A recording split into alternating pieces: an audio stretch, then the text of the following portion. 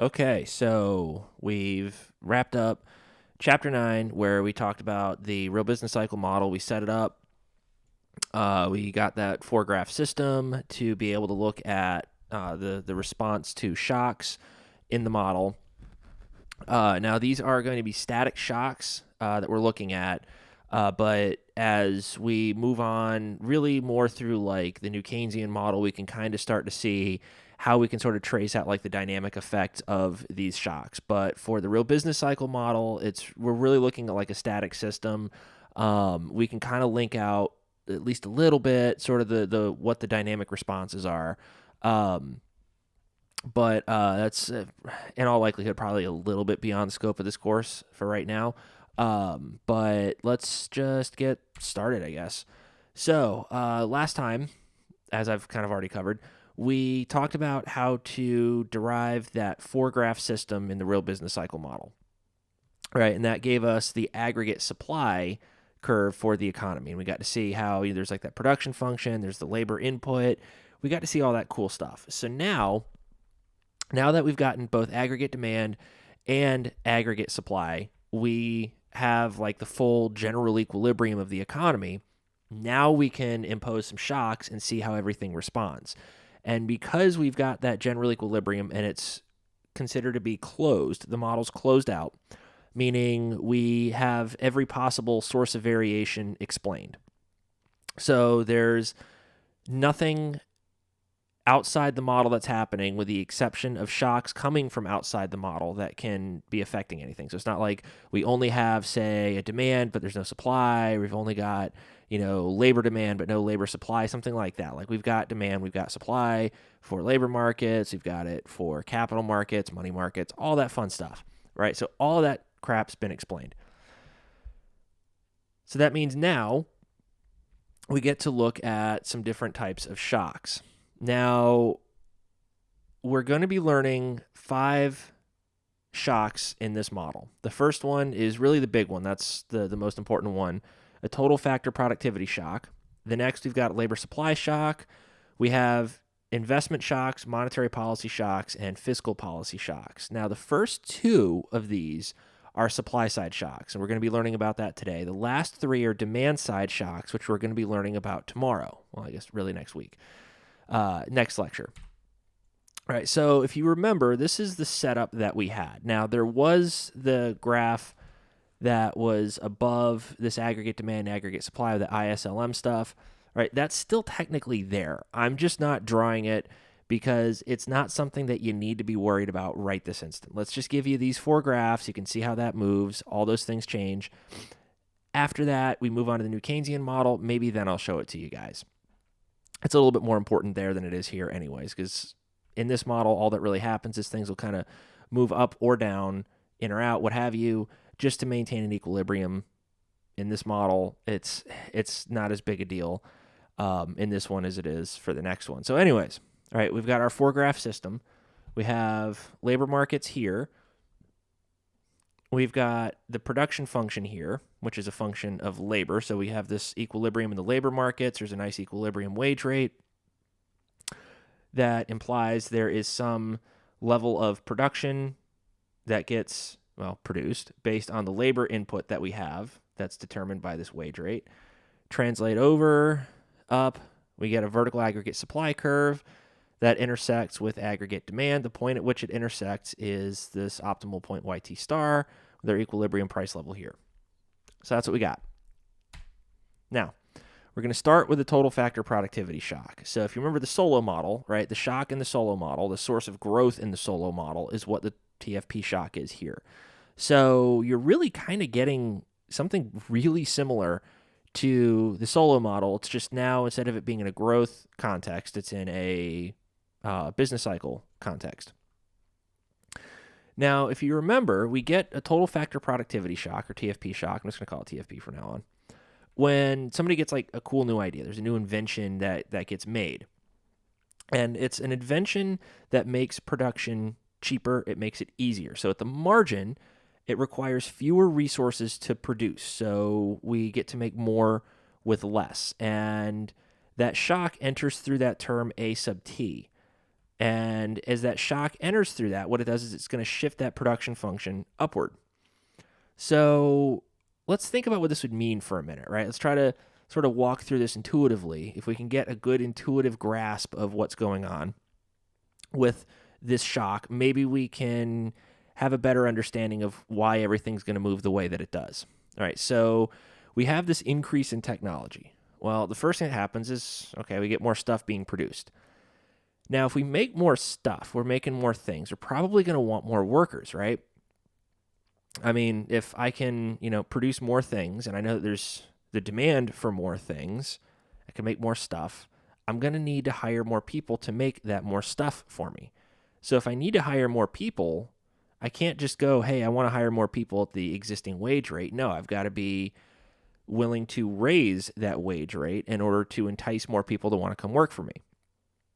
So if I get to make more stuff gets made. What happens to supply? Well, output's going up, right? If output's going up, that means there's probably going to be some response in supply, like aggregate supply. And if there's a response in aggregate supply, remember in that aggregate demand, aggregate supply graph, we had price and output. If output changes via a shift in supply, what happens to the price level? Do you think it's going to go up? Do you think it's going to go down? Why would it go up or down? So let's graph it out. All right. First, what we do is we impose that shock to TFP, which means that output's going to move first. So the shock originates in the production function. That's the source of the shock. Remember a couple of weeks ago when I was talking about business cycle stuff and how there were debates over like different schools of thought in business cycle macro, and a lot of it has to do with the source of shocks and then the way it propagates. Well, this is, one of the sources of shocks that has been somewhat contentious, we'll say. Not so much directly, but kind of like the interpretation and then the overall effect, the method through which it propagates, all that fun stuff. Anyways, I'm kind of rambling here, but trying to just sort of put everything into perspective for you. So the shock originates in the production function. So the first curve to shift is that production function. And if A goes up, the production function is going to shift up with it. If A goes down, production function shifts down with it, right? So it's a measure of technology. If we have an increase in technology, right, well, more technology means more output, more production, so production is going to shift up. If we have a reduction in technology, well, it's going to shift down. So like what might be a reduction in technology?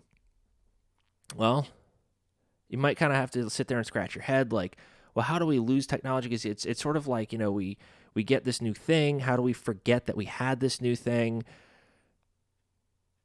To, I guess, further perpetuate a social media thing that's been going now, look at the Roman Empire, right? The Roman Empire had, I think they had like running water or plumbing or something like that. And the Roman Empire just completely just sort of died off. And we had societies in Western Europe that didn't have plumbing or running water for like centuries after that. Like, why the hell was that? They already had the technology. How did they lose it? Well, the thing is, think of it like, okay, we've got computer chips now. That sounds cool and all that. Surely we can't forget how computer chips work. Well, if the right people, I guess I should say the wrong people, die, people with the knowledge of those computer chips, yeah, that's actually something we could forget. Because, well, you need people to remember how this stuff works. And, even if you had the schematics for it, you need people who know how to like read and understand those schematics. So it is, in fact, fairly easy to see a drop in technology. So it is possible here. Anyways, we get this shift in the production function. So we go from this black line, this black curve here, up to the blue curve. Notice the only thing that changed, we have A0 here and A1 here. That's because we had the increase in technology, which shifts that production curve up like that. So the first thing you do in a TFP shock is you draw a new production function. Now remember, always, always, always, this thing begins at the origin. So regardless of where technology will take this production function, it always starts at the origin. If you don't believe me, plug in 0 for K and 0 for L, and see what y gives you. Okay, so moving on. We get this shift. Let's talk about that. So output's been increased. We get some new invention. Firms can make more stuff with a lower marginal cost. Firms can make more things. They need more inputs. Well, in this case, they need more labor to make those new things.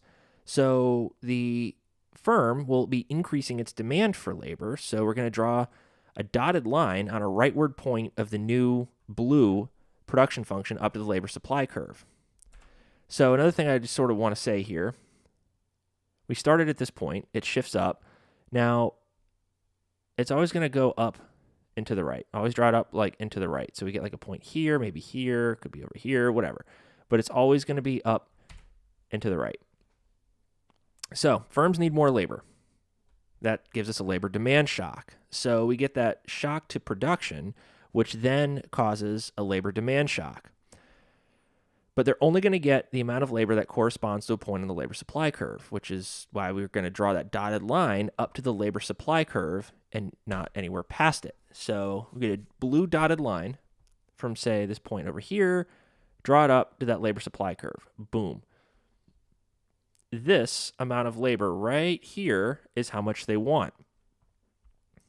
Now, in order to get labor markets to clear in this case, because they want this much labor, well, in order to get that to happen, this labor demand curve is going to shift up to this point here. It gives us a higher wage rate. Firms are going to have to be offering a higher wage in order to entice more workers to come work for them. So we're going to have to shift that labor demand curve up to the point where it intersects with the labor supply curve. So let's think about what this means. So firms get to make more stuff. They want more workers to make more stuff, and they have to increase their demand for labor. In order to get that additional labor, they're going to have to be willing to pay a higher real wage. Because remember, this is the real wage. This isn't the nominal wage. Real because it's, well, lowercase. So firms are willing to pay a higher wage rate to incentivize more workers to provide labor. So we just draw that dotted line over the WT axis to indicate a higher real wage rate. So, okay, well, I guess it's not a perfect intersection here, but you get my point. You get the drift. So they intersect at this point here. I have WT1 at a higher amount of labor, giving us a higher level of production. So now what I got to do is I got to draw a dotted line from that new production function over to that diagonal line, that YT equals YT. And what that does is it translates that YT vertical axis to the YT horizontal axis. And then I just draw a dotted line up over to that YT PT graph, right, the aggregate demand, aggregate supply graph. And I just keep drawing that dotted line up till I get to that graph, and then just solid vertical line. That gives me a new aggregate supply curve. So just drawing the dotted lines, I get this. Right, so we go over and up to right here. Once I'm here, boom, just draw a vertical line.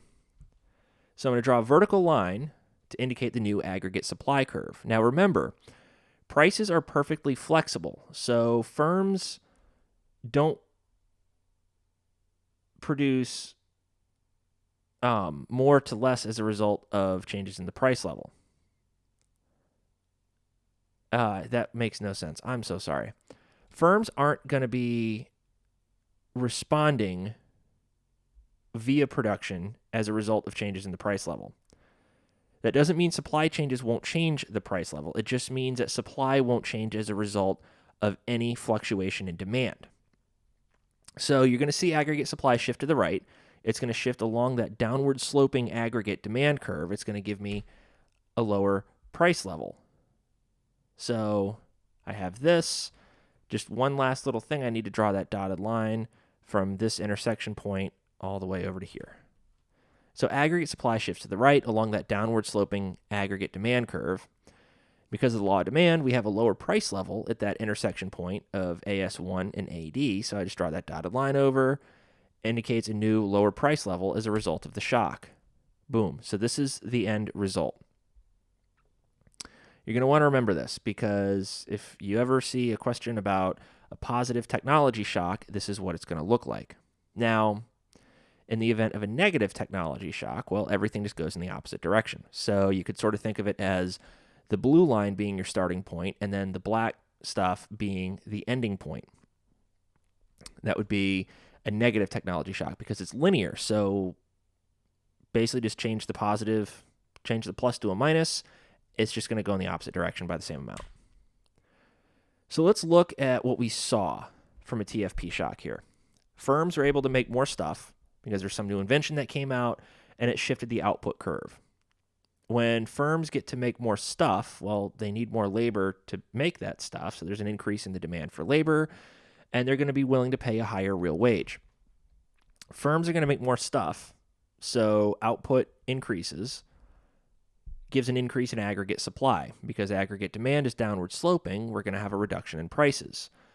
And although it's not seen here, the real interest rate also falls, and it falls to maintain an equilibrium in that ISLM space. So the LM curve is going to be shifting out. Now, the signed responses here are the following. We have an increase in output, increase in labor, increase in the real wage rate, a drop in the price level, and then I just realized that something got cut off here. There's also a drop in the real interest rate. So when I post these slides online, I'm going to try to change that so you can actually see what's going on. But there's a drop in the real interest rate as well. So that was the first shock. Let's look at the second one. Let's say there's an increase in labor supply. It could be maybe an increase in immigration or their preferences change. Actually, the best way to describe it in this model would be that there's a change in preferences. But you could sort of bastardize it to say, well, we could have an increase in immigration if you really wanted to. The result would be the same. So from the labor supply equation, right, which is seen in equation 1, it enters through that theta term, which is the elasticity of labor supply, and that measures the sensitivity of the household's desire to provide labor based on changes in the wage rate. And it's going to cause an increase in the labor supply. So we increase labor supply in the graph, and it shifts along a downward sloping labor demand curve. So what happens? Well, labor is going to increase, but because it's shifting along that downward sloping labor demand curve, it's going to reduce the real wage rate. So there's either more workers or, as I've said, more explicitly defined within the model, the elasticity of labor supply has changed. With households willing to provide more labor, we get a drop in the real wage rate. And we just draw that dotted line over to that WT, the real wage axis, to indicate a lower real wage rate. And then draw a dotted line down to the production function. So this is what we got. So as you can see, right, labor supply shifts out. This is the first thing that happens. This labor supply curve shifts out. Well, in order to maintain equilibrium, you're going to get a lower real wage rate, but you get more labor being supplied. So with more labor being supplied, you're going to get a higher level of output. So I draw a dotted line down to that production function. But notice there's no shift in the production function this time. Why would that be? Well, there's no innovation here, right? There's no change in that AT term because that's a different source of shocks. So we're holding AT constant in this case. So it means we're moving to a new point on the existing production function rather than shifting the production function. Now, remember this. If there's a labor supply shock, output doesn't shift.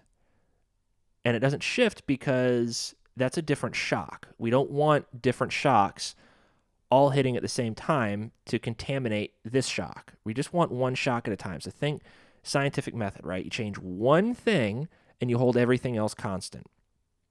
We don't want to change a lot of things all at once. We want to change one thing and see what the response is to that one thing. Now, there can always be another shock that comes later, comes before, but we're interested in one thing at a time.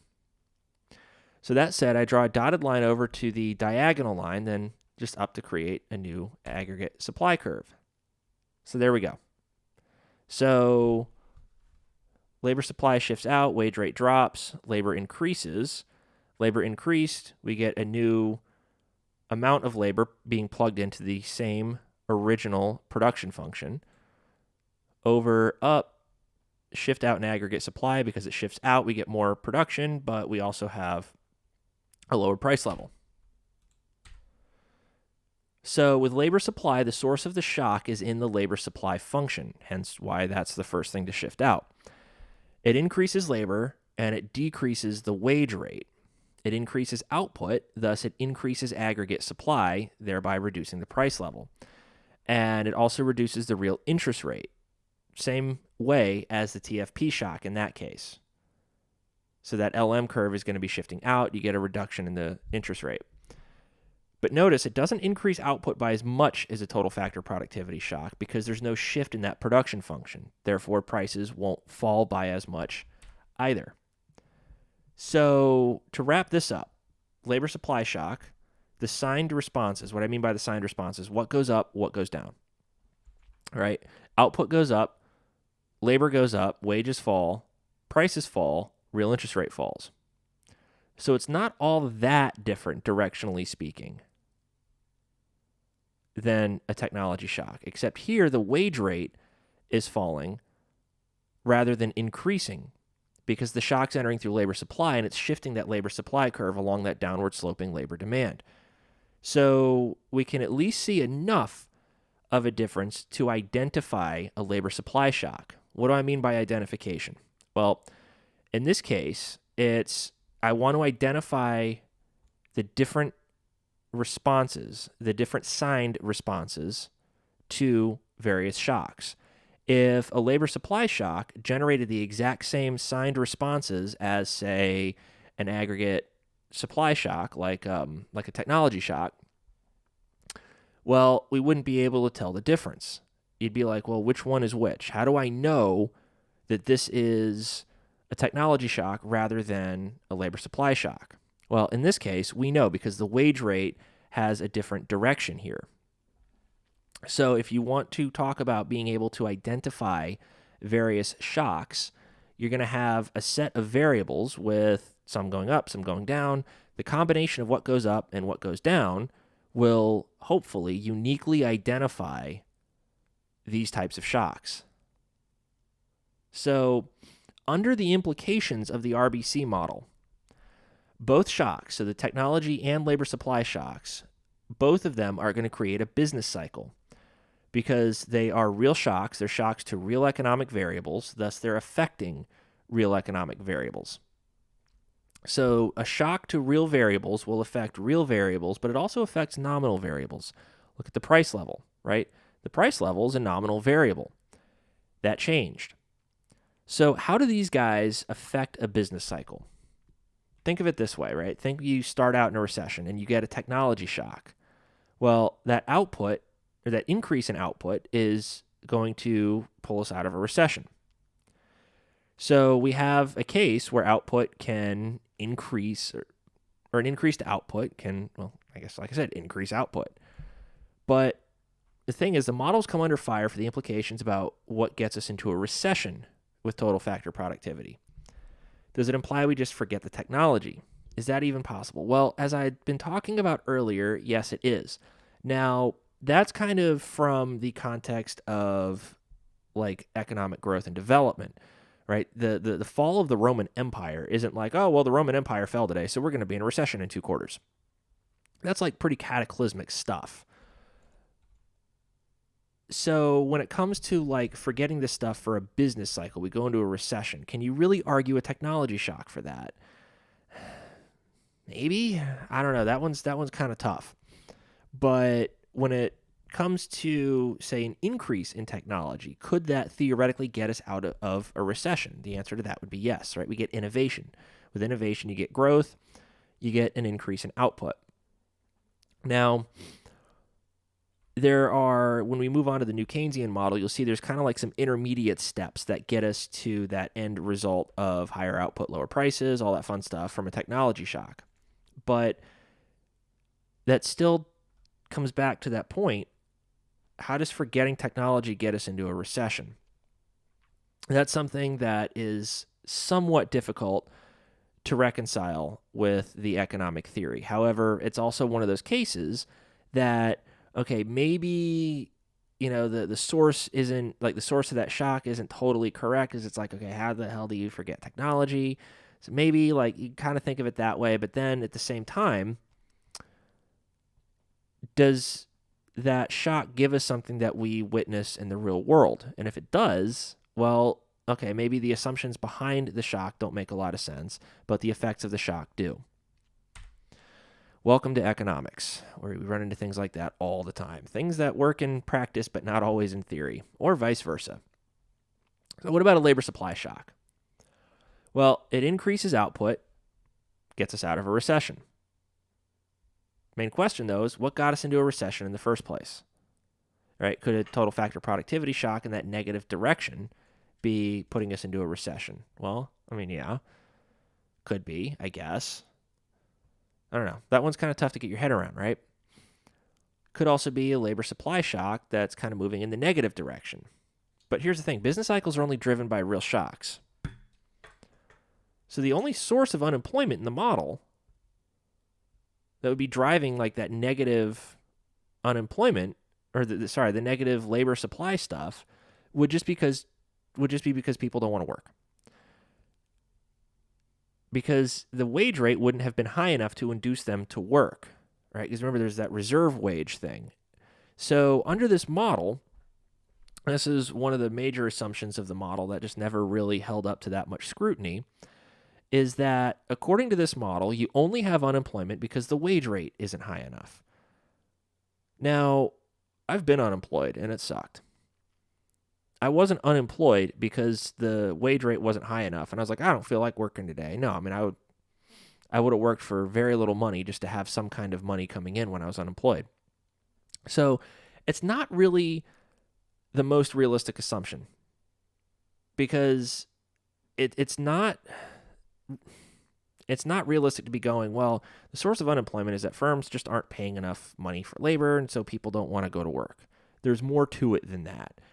Unfortunately, the real business cycle model isn't capable of showing us some of those things, right? It's not capable of showing us a situation where you have involuntary unemployment, because here basically it's assuming all unemployment is voluntary, that people just don't want to work because their reserve wage isn't high enough. What about involuntary unemployment? Well, the real business cycle model doesn't really give us that. So now you're kind of starting to see, okay, it's an interesting model, and it gives some pretty good insight. It gives some pretty useful insight, but it also has some problems that show up along the way.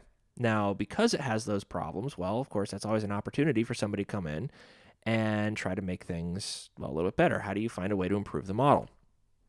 Fortunately, there are some pretty good ways to improve the model, but that's for a couple of weeks down the road.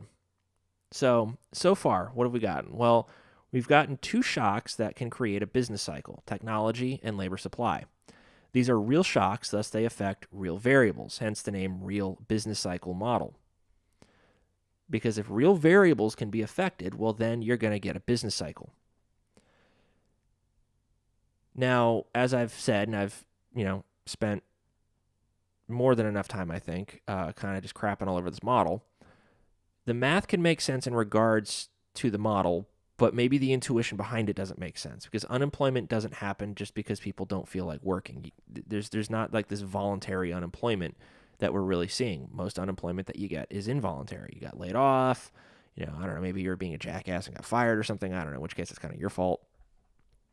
But when we think about the development of business cycle models, especially business cycle models of this caliber and of this form, the dynamic stochastic general equilibrium modeling stuff, this is the first one of its type, or the first class of models, really, of its type. And you got to start simple before you can try to move on to make something more sophisticated. Start simple, see how that works, identify the problems with keeping it simple, and then as you make it more sophisticated, do so in a way that tries to address those individual problems that you found, and then expand on it. Now, next time, we're going to be learning about nominal shocks. So here we've covered the real shocks. The next time we learn about the nominal shocks. So we've got 3 shocks left. All of these guys are going to be demand side shocks because, well, they stem from the demand side of the economy, not the supply side. These are shocks that get introduced through nominal variables. So we see if these variables can generate a business cycle or not. I'm going to give you a little bit of a hint. Probably not. And then once we do that, we kind of wrap up our analysis of the RBC model, and then we can start learning about some of the tools that we need for the new Keynesian model, which is a more sophisticated version of the RBC model. And essentially what it does is it takes the RBC model, takes a lot of what it uses, and then it just adds some more realistic stuff to it in order to give us some slightly more realistic assumptions, and it also gives some outcomes that are a little bit easier to follow. So that concludes this lecture. Be on the lookout for the next lecture in a couple of days. In the meantime, enjoy your time not watching these videos as much as you've enjoyed watching these videos.